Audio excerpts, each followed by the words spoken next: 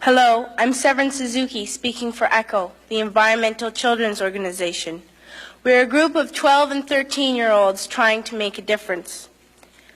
Vanessa Seti, Morgan Geisler, Michelle Quigg, and me. We've raised all the money to come here ourselves, to come 5,000 miles to tell you adults you must change your ways. Coming up here today, I have no hidden agenda. I am fighting for my future. Losing my future is not like losing an election or a few points on the stock market. I am here to speak for all generations to come. I am here to speak on behalf of the starving children around the world whose cries go unheard. I am here to speak for the countless animals dying across this planet because they have nowhere left to go. I used to go fishing in Vancouver, my home, with my dad, until just a few years ago we found the fish full of cancers. And now we hear of animals and plants going extinct, every day vanishing forever. In my life, I have dreamt of seeing the great herds of wild animals, jungles and rainforests full of birds and butterflies. But now I wonder if they will even exist for my children to see. Did you have to worry of these things when you were my age? All this is happening before our eyes, and yet we act as if we have all the time we want and all the solutions.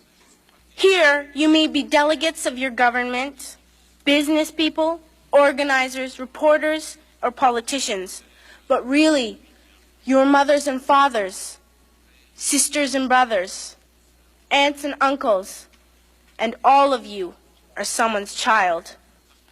In Canada, we live the privileged life, with plenty of food, water, and shelter. We have watches, bicycles, computers, and television sets. The list could go on for 2 days. 2 days ago here in Brazil, we were shocked when we spent time with some children living on the streets. This is what one child told us. I wish I was rich. And if I were, I would give all the street children food, clothes, medicines, shelter, and love and affection.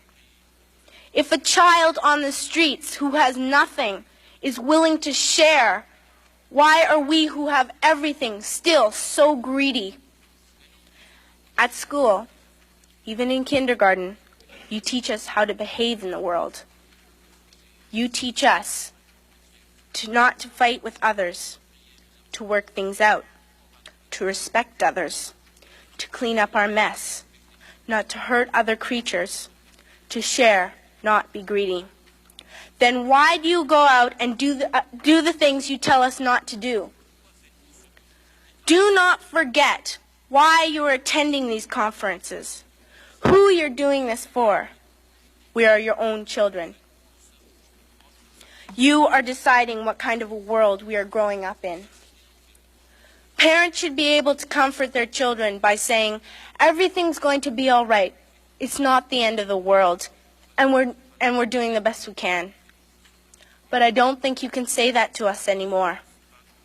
Are we even on your list of priorities? My dad always says, you are what you do, not what you say. Well, what you do makes me cry at night. You grown-ups say you love us, but I challenge you, please, make your actions reflect your words. Thank you.